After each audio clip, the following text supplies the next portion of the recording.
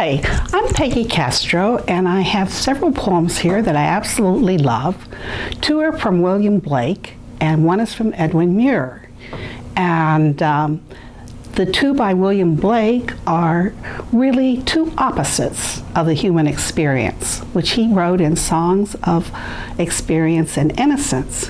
One is about Tyger, Tyger, burning bright, and the other is the little lamb who made thee. And Edwin Muir lived sometime later during the time of World War II, and he managed to do a synthesis of both of these poems, which I am going to include. And what I'm going to do is I'm going to read these poems to you, and then I have certain words circled in all three poems, and I'm going to see if you can actually do a synthesis of your own. And we will go from there. Blake lived during the time of the French and American revolutions. He was largely self-taught, having left school at 10. His mother continued his education, which was mostly based on the Bible.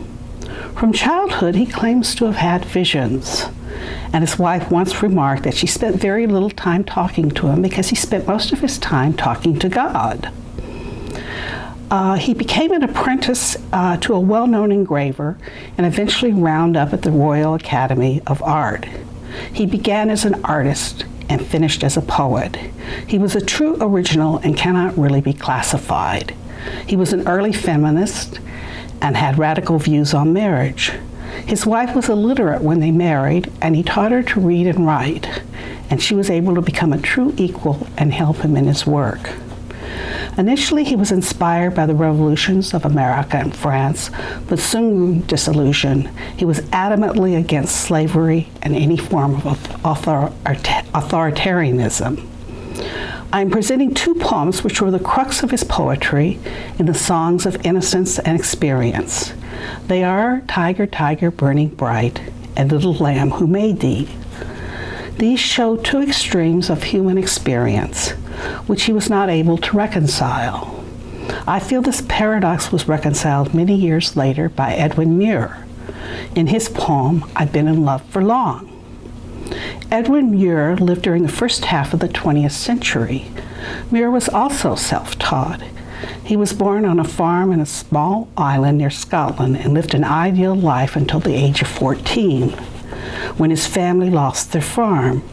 They moved to a large city in Scotland, and both his parents soon died. Muir then worked wherever he could, including working for a bone factory where they made glue. Like Blake, he was fortunate in his marriage, and he eventually wound up in Germany, where both he and his wife translated the German philosophers into English. He has a unique vision that can accommodate extreme cruelty and evil with beauty and sensitivity. So I'm going to begin with the first poem by William Blake, Tyger, Tyger.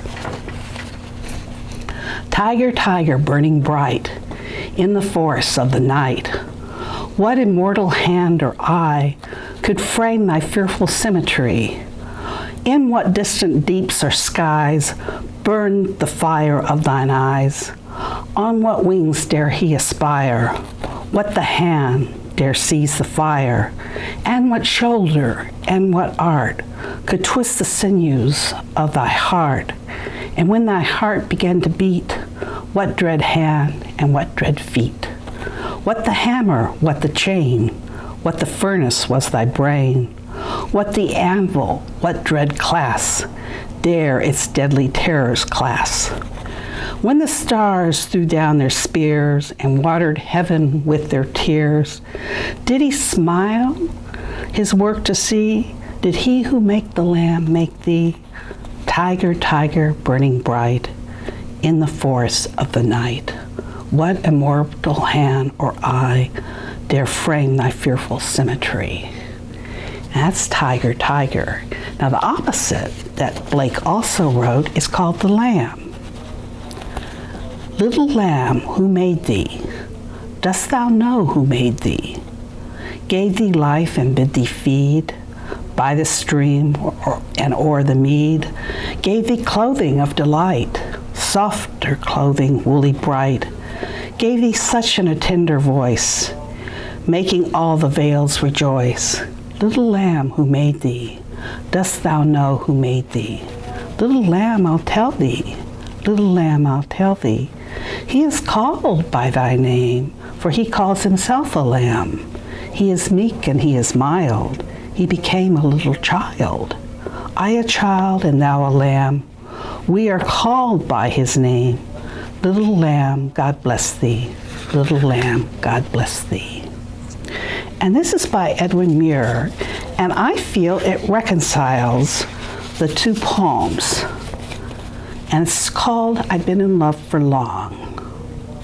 I've been in love for long with what I cannot tell, and will contrive a song for the intangible that has no mold or shape, from which there's no escape.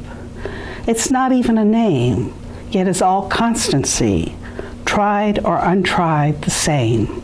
It cannot part from me, a breath yet as still as the established hill. It's not anything, and yet all being is. Being, being, being. Its burden and its bliss.